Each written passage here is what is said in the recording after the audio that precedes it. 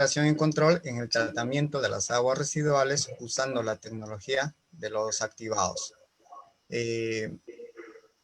Cabe recalcar que los temas que estamos ahora refiriendo son temas de una problemática que en el país tenemos y que pues a través de nuestros especialistas, en el caso de los sanitarios, se busca la solución de muchos problemas que se ven en muchas de nuestras ciudades, ¿no?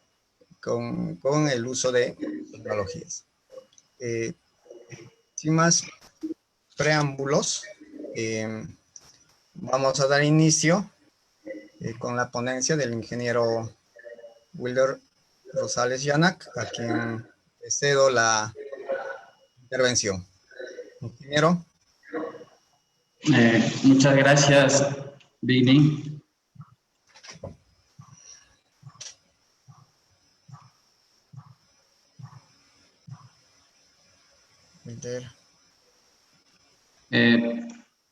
Se puede ver, ¿sí?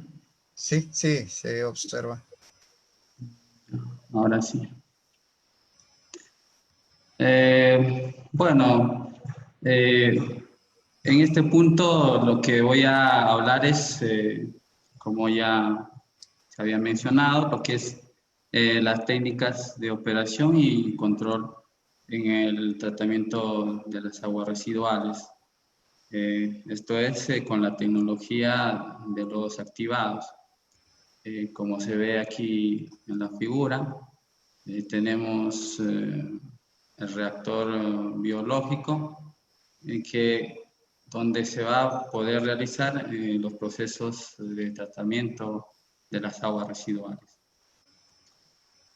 En un primer punto, si yo veo históricamente cómo se inicia este tipo de tratamiento, estamos hablando de alrededor de 106 años que pasaron por una serie de investigaciones. Una de ellas es la de Arden y Lonke en 1914.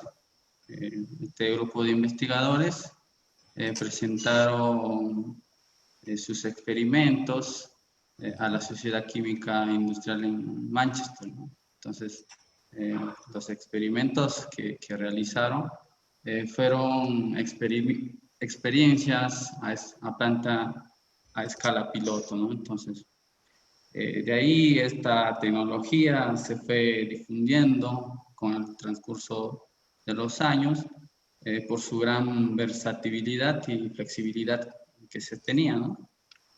Y bueno, si hablamos para fines del siglo XIX, nada cambió. La Brittany Routledge, que se encarga lo que en el tema de la disposición de las aguas residuales, ya como que fijaba algunas metas en la calidad de los efluentes. Estaríamos hablando de las metas que fijaba, era tener en el efluente alrededor de 30 miligramos por litro de sólidos suspendidos y 20 miligramos por litro de la DBO, ¿no? Que representa la carga orgánica. Vamos a ver un poco de este tipo de tecnologías que es aplicada a nivel mundial, ¿no? Aquí vemos una configuración de una planta de lodos activados. Esto tiene un caudal promedio de tratamiento de 52.58 metros cúbicos por segundo, que prácticamente recolecta todas las aguas residuales de aproximadamente 2.38 millones de personas. Y está ubicado en Chicago, Estados Unidos. Generalmente cuando las plantas son de mayor envergadura, siempre los diseños son modulares, ¿no? Se diseña por etapas, ¿no? De ahí tenemos otra planta que también está en América, que es la planta Tonilco, ¿no? que está en México, ¿no? Y esto tiene una capacidad de tratamiento de 35 metros cúbicos por segundo. De ahí podemos ir bajando las escalas, el tema de tratamiento, y podemos encontrar plantas ya mucho más pequeñas, ¿no? de 2,70 metros cúbicos por segundo, que trata las aguas residuales de 540.000 habitantes. Esta es la depuradora norte, que está presente en la ciudad de Buenos Aires, aparte del cono urbano de la ciudad de Buenos Aires. Y es una planta que es administrada por AISA, así como es una empresa grande, ¿no? de agua potable, así como Sedapal, ¿no? que lo tenemos en Lima. Y esto es otra planta de menor capacidad, que lo podemos encontrar en Pilar de la Horadada, ¿no? España, ¿no? Entonces, en España, generalmente las plantas lo denominan estaciones depuradoras de aguas residuales, ¿no? Y vemos que para poder hacer uso también en el tema energético, ya se van implantando el tema de energías renovables, ¿no? Como el caso de la energía solar, ¿no? Entonces, para poder aprovecharlo en el proceso de tratamiento del agua residual. De ahí en Perú tenemos una planta de una tecnología muy moderna que se construyó en la zona de Manchay, ¿no? Es una planta pequeña de 60 litros por segundo, ¿no? Y bueno, aquí lo que vemos es la configuración, cómo funciona este sistema de lodos activados. Nosotros vamos a tener en la alimentación distintos componentes que están presentes en el agua residual, ¿no? Vamos a tener los sólidos suspendidos, la DBO, nitrógeno, fósforo y otros compuestos más que pueden estar presentes, ¿no? Estos van a tener un tratamiento preliminar adecuado para que puedan llegar a la cámara de aireación. Entonces, lo más principal que nosotros podamos hacer el tratamiento en esta cámara de aireación va a ser correspondiente a la materia orgánica que está representada por la DBO, ¿no? que es la demanda bioquímica de oxígeno. Entonces, es como una especie, esto es como un sustrato, que es el alimento para los microorganismos. Vamos a tener distintas clases de microorganismos que van a hacer la degradación biológica en esta cámara de degradación. Van a ser los ciliados móviles, fijos. Y bueno, lo que van a hacer es convertir el material soluble que está presente en esta cámara de degradación a material sedimentable. Ese material sedimentable que es prácticamente representa a los microorganismos que empiezan a generarse en mayor cantidad, van a ser removidos a través de un sedimentador secundario. Una parte de esos microorganismos se va a recircular al sistema y otra parte se va a tener que purgar el exceso.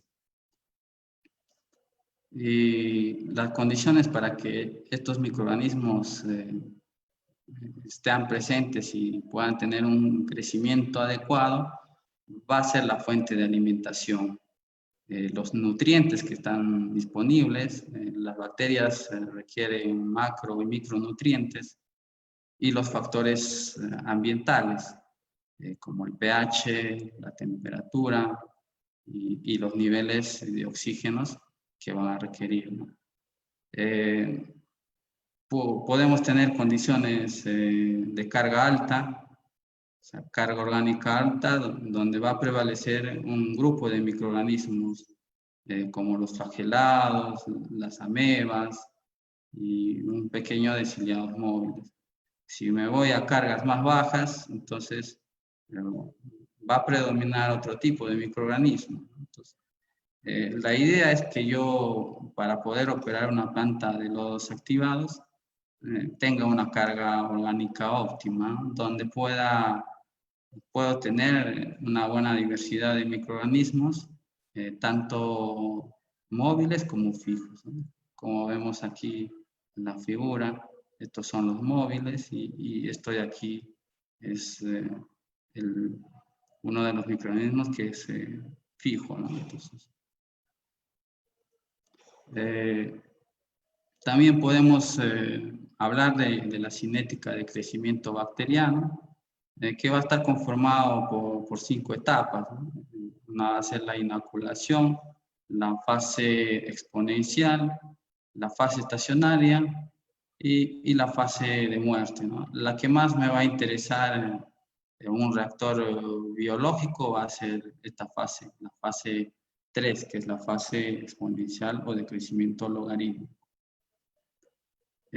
Si yo defino bien esa fase exponencial, yo estaría hablando de la velocidad específica de crecimiento. La velocidad específica de crecimiento está definido al aumento de la biomasa en el reactor respecto a un determinado tiempo, ¿no? Entonces, esto es un parámetro muy importante que es aplicado en los procesos biológicos, en este caso para tratar las aguas residuales. Si hablamos de los tipos de reactores de lodos activados, vamos a encontrar diferentes configuraciones. Las más principales, podemos tener esto de tipo convencional. Lo que vamos a tener es que la alimentación en un reactor de forma rectangular en distintos puntos va a llegar un momento en que se va a degradar todo el sustrato y prácticamente lo que entró aquí, la cantidad va a ser mínima, ¿no? Entonces, lo que entra y lo que sale en el mismo tiempo le hace la configuración de un flujo pistón.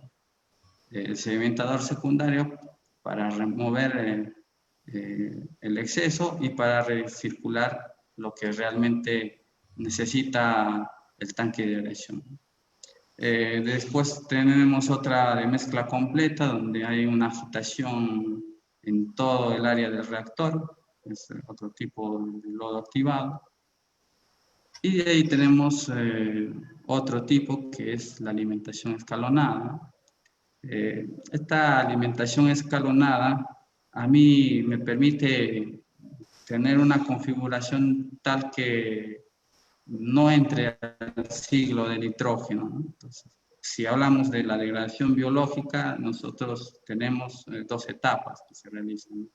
Vamos a tener la primera etapa que va a remover todo lo que es el material carbonáceo que está presente y después todo lo que es la parte del ciclo de nitrógeno, ¿no? Entonces, este reactor me permite solamente degradar el material carbonáceo, ¿no? Y no entrar al ciclo de nitrógeno. Y es por eso que la configuración se hace en toda la longitud y dándole distintos puntos de alimentación al reactor. De ahí voy a tener otro tipo que va a ser contacto estabilización. Lo que hago es los microorganismos que son derivados del sedimentador secundario son llevados a un tanque de estabilización. Es como que voy a tenerlo a los microorganismos en un cierto tiempo, ¿no? O sea, sin el alimento. Entonces, esto va a hacer que los microorganismos durante un periodo que no están en contacto con el alimento, van a querer comer mucho más, ¿no? Entonces, al llegar el sustrato a la cámara de contacto va a hacer que los microorganismos tengan esa mayor capacidad de poder absorber todo el sustrato y realizar una buena degradación de la materia orgánica. Los parámetros de diseño que nosotros podemos encontrarlos están en el Reglamento Nacional de Edificaciones, la norma OS 90. Y los parámetros muy importantes para tener el control de las plantas de lodos activados van a ser la edad del lodo, la concentración de sólidos suspendidos en el tanque de aireación, o en otros comúnmente llamados sólidos suspendidos de licor de mezcla. Y vamos a tener la carga másica. Estos son los 3 parámetros muy importantes para poder controlar una planta de lodos activados. Entonces, si hablo de la carga másica, estaría hablando de la relación alimento-microorganismo, ¿no? El alimento va a ser la DBO, aquí como vemos en la figura está representado por una manzana, y los comensales que van a comerse la DBO va a ser los microorganismos, ¿no? Que está expresado en sólidos suspendidos volátiles. Entonces, para distintos tipos de procesos, tipos de reactores, vamos a tener diferentes parámetros de diseño: edad de lodo, concentración de sólidos suspendidos y carga máxima. Ahora vamos al punto de los controles operativos. Los controles operativos en este tipo de tratamiento de aguas residuales con esta tecnología, uno de ellos podemos optar por mantener constante los sólidos suspendidos en el tanque de aireación. O sea, en este tanque de aireación, dependiendo del diseño que yo haya definido mi planta, voy a hacer que se mantenga en esas condiciones de diseño. No me puede bajar ni me puede subir más, ¿no? Porque estaría alterando el proceso. Mantener constante el manto de lodo en el sedimentador secundario es otra estrategia de control, de que yo pueda controlar el manto de lodo que se genera en este sedimentador secundario. Las técnicas comúnmente usadas son la sedimentabilidad, el control del nivel del manto de lodos, los balances de masas tanto en el sedimentador secundario como en el tanque de aireación, y la calidad del lodo. También hay otros factores principales, como es el oxígeno disuelto, que tiene que estar presente en esta cámara de aireación. Hay que regular el lodo recirculado, ¿no? Si a mi planta llega a cargas muy altas, entonces lo que tengo que hacer es recircular más lodo. Si llega a cargas muy pocas, entonces lo que hago es recircular menos lodo. Entonces, son condiciones operativas, ¿no? El control del purgado, que es prácticamente controlar el exceso de lodo que va a salir, ¿no? Al tratamiento de lodos. De ahí los parámetros más usados van a ser la relación alimento-microorganismo, la edad del lodo o tiempo celular, el tiempo de retención celular que va a estar el microorganismo presente acá en el tanque de aireación. Y mantener los sólidos suspendidos en el tanque de aireación. Entonces, son estrategias de control. Esto es dinámico, ¿no? En una planta de lodos activados, dependiendo de las condiciones en que yo me encuentre. La sedimentabilidad yo puedo medirlo a través del índice volumétrico de lodos, ¿no? Esto es un parámetro muy importante que me permite medir si hay buena sedimentabilidad del lodo, ¿no? Entonces, ¿cómo se expresa? Se expresa los sólidos sedimentables sobre los sólidos suspendidos. y esto está expresado en mililitros por gramo, ¿no? Aquí vamos a tener una escala, ¿no?, de diferencia. Si tengo un lodo, voy a tener un lodo excelente cuando el índice volumétrico va a estar por debajo de 50. Entonces, muy buena entre 50 a 100. Razonable, la escala va a ser entre 100 y 150. Y bueno, si es mala la calidad del lodo, entonces el índice volumétrico va a ser mayor a 150. Ahí sí ya tendría que preocuparme porque tendría condiciones de agotamiento del lodo o los llamados bulkings que se generan en las plantas de lodos activados. Entonces, hay tres condiciones muy importantes para poder yo mantener operativo, en buen control el sedimentador secundario. Entonces, uno de ellos es mantener la calidad del efluente a la salida del sedimentador secundario, ver el material flotante que podría tener, entonces poder evacuar ese material flotante, y el otro, ver las condiciones de espesamiento del manto del barro que se genera. Entonces, hay operaciones que se realizan con una linterna. Lo que hace el operador es bajar esa linterna y con eso sacar hasta dónde está la altura del manto de lodos, ¿no? Entonces, donde se desaparezca la luz, ya le estaría indicando a qué altura está el manto de lodos. Y si vemos otro tipo de control, podemos ver la velocidad de consumo de oxígeno. Entonces, este es un ensayo que se hace a nivel de laboratorio, donde podemos ver aquí en la figura un equipo que me mide las muestras de agua del tanque de aireación. Me va a medir oxígeno disuelto, ¿no?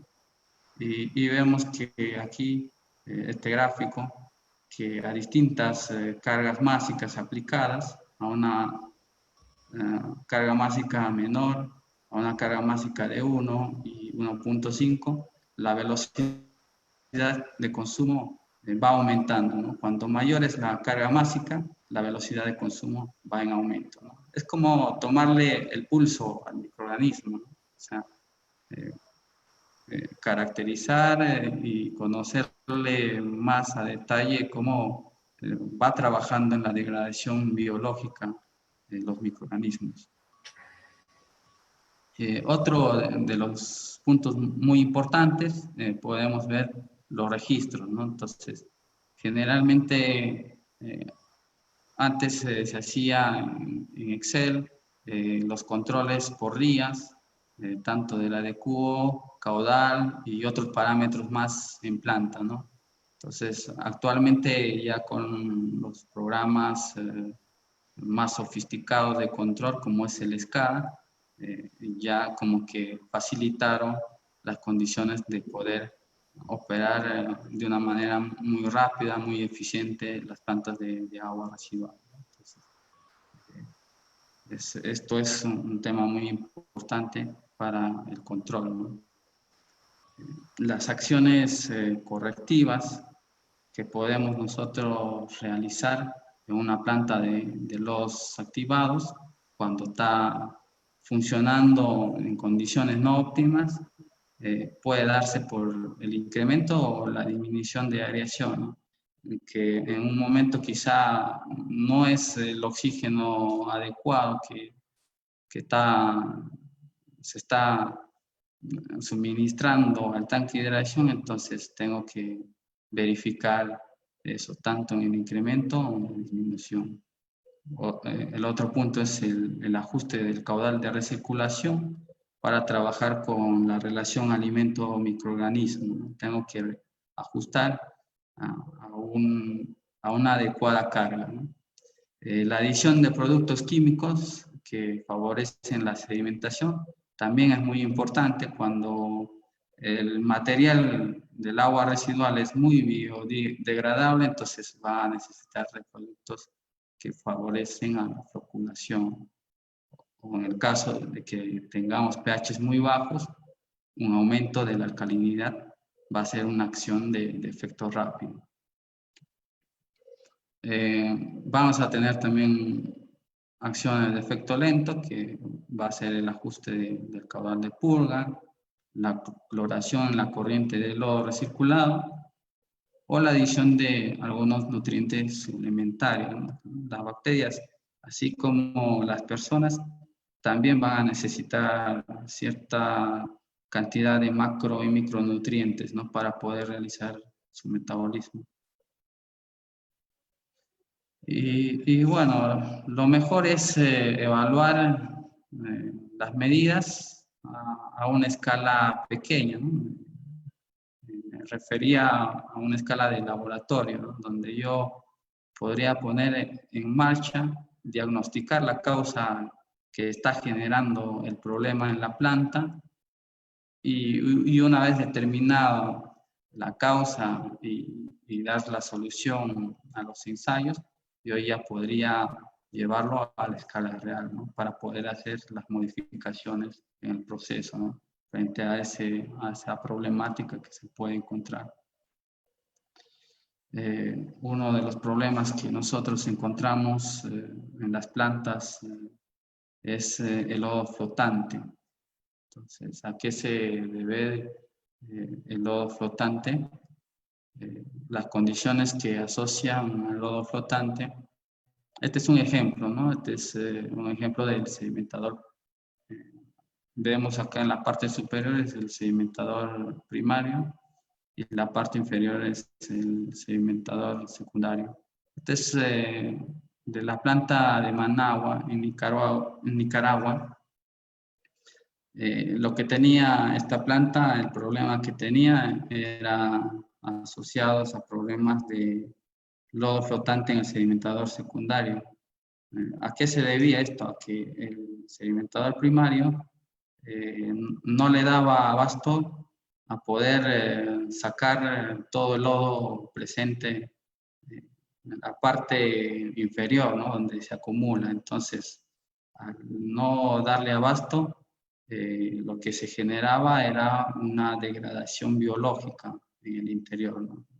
Entonces, lo que hacía era que gran parte del lodo flotaba a la superficie. Y bueno, una condición mal de diseño es que este sedimentador primario no tenía el barredor de lodo, ¿no? Del flotante, ¿no? Es otra condición muy importante que hay que tener en cuenta cuando nosotros proyectamos las plantas de lodos activados. Entonces, como había una degradación biológica en el interior, lo que hacía era que llegaba una carga másica mucho menor al tratamiento biológico, ¿no? Entonces, al llegar a una condición de baja carga orgánica, carga másica, entonces lo que en el proceso biológico lo que pasaba eran las condiciones de nitrificación en el sistema, ¿no? Entonces favorecía el clima cálido y también puede favorecer lo que es la edad del lodo, ¿no? Entonces son condiciones que favorecen a la nitrificación y esto consigo traía que todo el sustrato nitrificante empezaba a descomponerse y salir por material flotante en el sedimentador secundario, ¿no? Las medidas para reducir estos problemas de flotación van a ser o bien remover la espuma de la superficie del sedimentador primario y reducir la permanencia del lodo, ¿no? Otro de las medidas que podemos nosotros aplicar es aumentar el factor de carga, la relación alimento-microorganismo al proceso biológico, para que no pueda entrar al ciclo del nitrógeno, ¿no? La nitrificación. El otro punto es aumentar el caudal de recirculación o reducir el tiempo de permanencia del lodo en el sedimentador secundario. Otro problema comúnmente también encontrado es las espumas filamentosas por nocardia. Las nocardias generalmente se da cuando hay presencia de aceites y grasas en el agua a tratar, y cuando estas están asociadas a periodos de edad de lodo mayor a 9 días, ¿no? Entonces, vamos a tener estos problemas en el tanque de aireación. Entonces, aquí vemos en las condiciones: agua residual grasosa, escasa o nula la remoción de flotantes en el tratamiento primario, y también se da el caso de reciclaje o retirar las espumas de la planta, ¿no? O sea, a veces un momento lo que hacen es recircularlo nuevamente, entonces como que entra más grasa al sistema, entonces esto hace que predomine más la nocardia, ¿no? Ante estos problemas, las plantas iban teniendo algunas medidas, ¿no? de cómo darle la solución, pero no funcionaba, ¿no? Se le aplicaba una lluvia de agua, pero no rompía estas espumas, ¿no? Se utilizaban antiespumantes químicos que también no era favorable, o se purgaba más lodo, ¿no? Pensando que estaba asociado con las espumas de lodo, o reducir la edad del lodo, ¿no? Pero traía consigo una mala calidad en el efluente de la planta tratada. Hay algunas medidas que ya con la experiencia se fueron dando, y bueno, podemos aquí mencionar que se puede contar con una superficie para disponer todas las espumas que están en la cámara de aireación.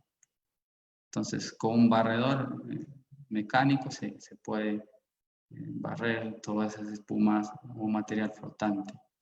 El otro es, en lo posible, llevarlo juntamente con el lodo, todas estas espumas, y a un tratamiento de barros, ¿no? Y no recircularlo, como a veces hay ocasiones en plantas en que recircula este material flotante, y es lo que causa posteriormente los problemas. Otra solución es aplicar una lluvia fina de hipoclorito de sodio sobre la superficie de la cámara donde se está generando las espumas.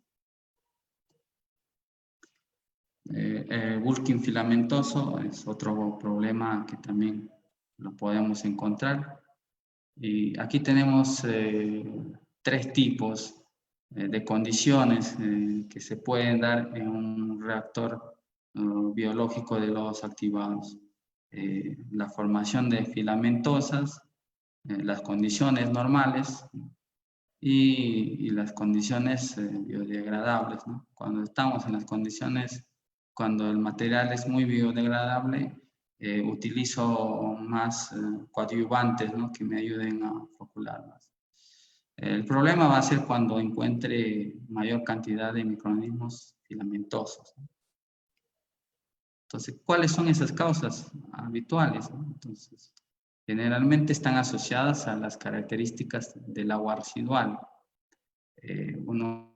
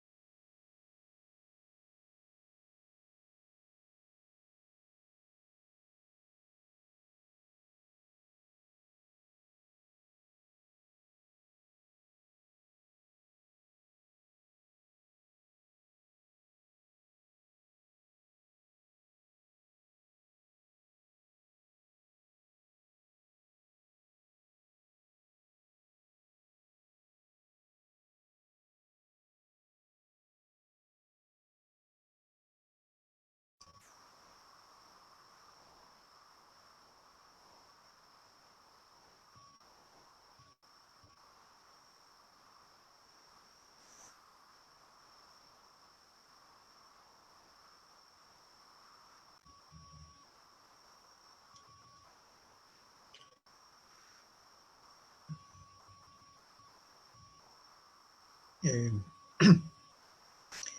ah, hay algunas fallas de señal. Al parecer el ponente ha salido. Esperaremos unos minutitos para